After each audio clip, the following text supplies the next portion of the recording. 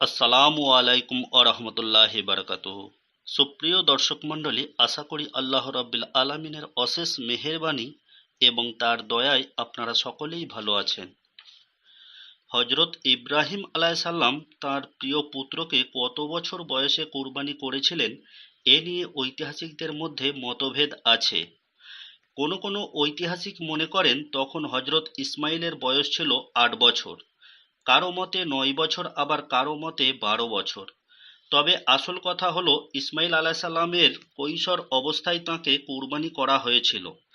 তখন একবার হজরত ইব্রাহিম আলাহিসাল্লাম তাঁর স্ত্রী ও পুত্রকে দেখার জন্য সিরিয়া থেকে মক্কায় আগমন করেন। সেদিন ছিল 8 জিলহজ। ওই দিন রাতেই হজরত ইব্রাহিম আলাহিসাল্লাম স্বপ্নে দেখলেন আল্লাহ তাঁকে বলছেন, হে ইব্রাহিম, তুমি তোমার সর্বাপেক্ষা প্রিয় বস্তু আমার নামে কোরবানি করো। পরের দিন তিনি 100 উট আল্লাহর নামে কোরবানি করলেন। কিন্তু পরের রাতেও তিনি আবার ওই একই স্বপ্ন দেখলেন। তিনি দেখলেন আল্লাহ তাকে বলছেন, হে ইব্রাহিম, তুমি তোমার অতি আদরের বস্তু আমার নামে কোরবানি করো। পরের দিন তিনি আবার 100 উট কোরবানি দিলেন।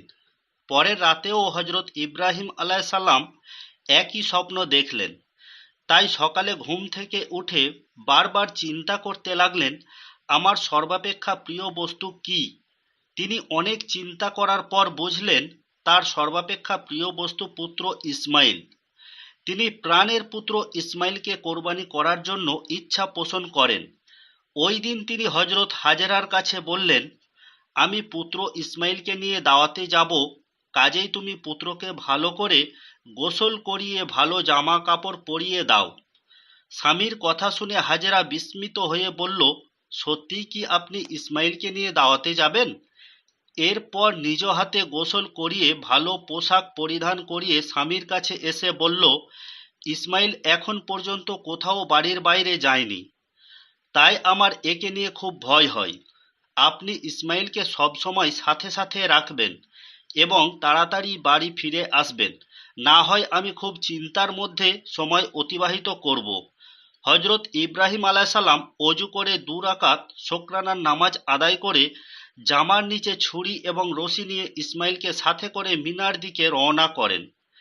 পিতা সামনে আর পুত্র পিছনে পিছনে হেঁটে মিনার দিকে এগিয়ে চলছেন। এই দৃশ্য দেখে শয়তান অস্থির হয়ে পড়ে। সে মনে করতে থাকে এবারও বুঝি ইব্রাহিম আলাইসাল্লাম পরীক্ষায় উত্তীর্ণ হয়ে যাবে, কাজেই এর একটা ব্যবস্থা করতে হবে। তাই সে হজরত হাজেরা আলাইসাল্লামকে ধোঁকা দেওয়ার জন্য তার কাছে গমন করে। ধার্মিক বেশে শয়তান হাজেরাকে লক্ষ্য করে বলে, তোমার স্বামী তোমার পুত্রকে নিয়ে কোথায় গমন করেছে তুমি কি তা জানো? উত্তরে হাজেরা আলাইসাল্লাম বললেন, কেন? আমার স্বামী তো ইসমাইলকে নিয়ে দাওয়াতে গমন করেছেন। তখন শয়তান বলল, তুমি তোমার স্বামীর চালাকি ধরতে পারোনি। সে তোমার পুত্রকে তোমার থেকে প্রতারণা করে নিয়ে গেছে। তোমার স্বামী তোমার কাছে মিথ্যা কথা বলেছে। ইব্রাহিম তোমার পুত্রকে কুরবানি করার জন্য মিনায় নিয়ে যাচ্ছে। তখন হাজেরা বললেন, আমি তোমার কথা বিশ্বাস করি না। তখন শয়তান বলে, এখন বিশ্বাস না করলেও একটু পরে জানবে ইসমাইলকে কোরবানি করা হয়েছে, তখন বিশ্বাস করবে। তোমার স্বামী আল্লাহর নির্দেশ পালন করার জন্য ইসমাইলকে কোরবানি করতে যাচ্ছে। এ কথা শুনে হজরত হাজেরা বললেন, তুমি নিশ্চয়ই পাপিষ্ঠ শয়তান, আমাকে ধোঁকা দিতে এসেছো। এখন থেকে দূর হও। যদি আল্লাহ আমার পুত্রকে কোরবানি করার ইচ্ছা করেন তা তো আমার জন্য পরম সৌভাগ্যের ব্যাপার। এর চেয়ে সৌভাগ্যের ব্যাপার আর কি হতে পারে? শয়তান হজরত হাজেরার কাছে সুবিধা করতে না পেরে নিরাশ হয়ে ফিরে আসে। এরপর সে ইসমাইলের কাছে গিয়ে প্রতারণা করার জন্য ইচ্ছা পোষণ করে। যখন দেখল পিতা পুত্র আপন মনে মিনার দিকে এগিয়ে যাচ্ছে, তখন পিছনে গিয়ে ইসমাইলকে হাতের ইশারা দিয়ে একটু দূরে সরিয়ে নেয়। এ ফাঁকে হজরত ইব্রাহিম আলাইসাল্লাম একটু সামনে এগিয়ে যান। তখন শয়তান ইসমাইলকে বলল, তোমার পিতা তোমাকে কোথায় নিয়ে যাচ্ছে তুমি কি তা জানো?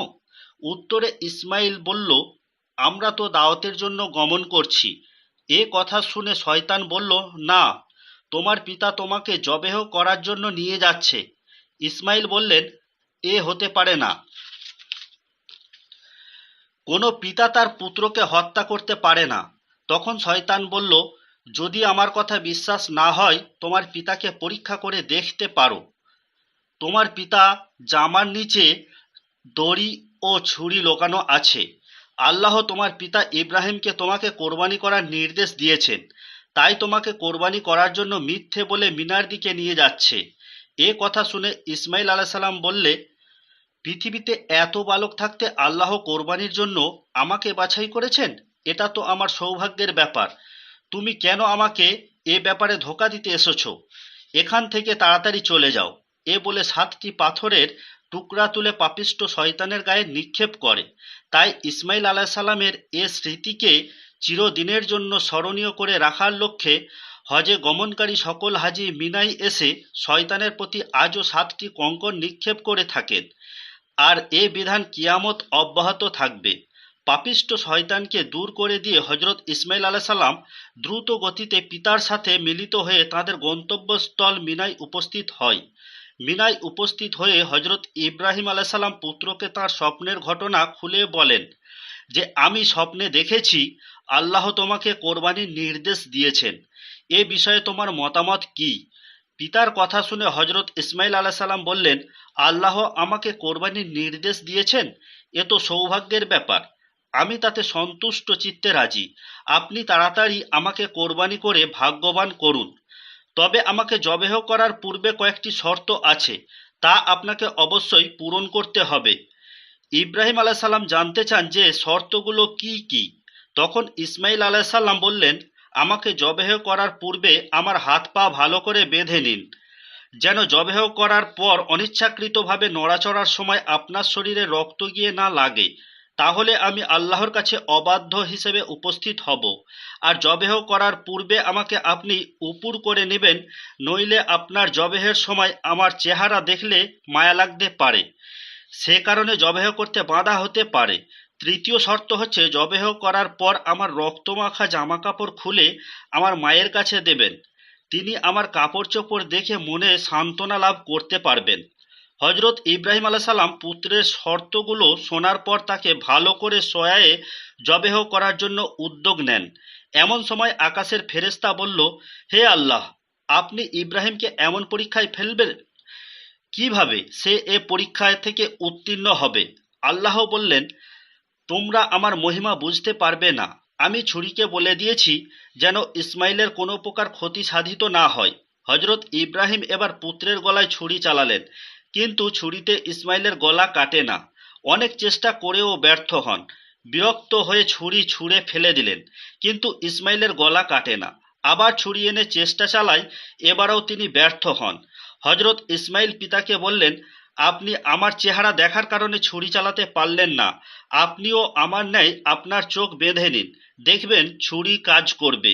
হজরত ইব্রাহিম আলাইহিস সালাম পুত্রের কথা অনুসারে নিজের চোখ বেঁধে ছুরি চালাতেই সুন্দরভাবে গলা কেটে গেল। আল্লাহর নবী আল্লাহকে শুকর জানালেন, কিন্তু চোখ খুলেই দেখলেন তার ছুরিতে কোরবানি হয়েছে একটি দুম্বা। আর ইসমাইল আলাইহিস সালাম জিব্রাইল আলাইহিস সালামের পিছনে দাঁড়িয়ে আছেন। ইব্রাহিম আলাইহিস সালাম মনে খুব দুঃখ পেলেন। মনে মনে বললেন, আল্লাহ তার কোরবানি গ্রহণ করেননি। তখন জিব্রাইল আলাইহিস সালাম বললেন, হে ইব্রাহিম, আমি আপনার জন্য আল্লাহর কাছে থেকে সুসংবাদ নিয়ে এসেছি। আল্লাহ আপনাকে কঠিন পরীক্ষায় উত্তীর্ণ করেছেন, তাই জান্নাত থেকে দুম্বা পাঠিয়ে দিয়েছেন ইসমাইলের কোরবানির পরিবর্তে দুম্বা কোরবানি করার জন্য।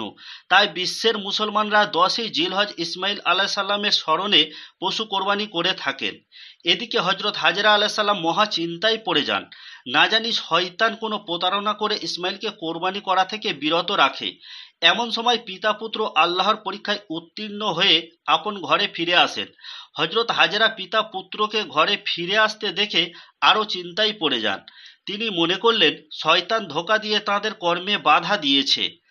তাই তাড়াতাড়ি স্বামীকে জিজ্ঞেস করে, কি ব্যাপার, ইসমাইলকে কোরবানি করলেন না কেন? হজরত ইব্রাহিম আলাইহিস সালাম বললেন, তুমি তা জানলে কি করে? উত্তরে হাজেরা বললেন, আপনারা ঘর থেকে বের হয়ে যাওয়ার পর শয়তান এসেছিল আমাকে প্রতারণা করতে।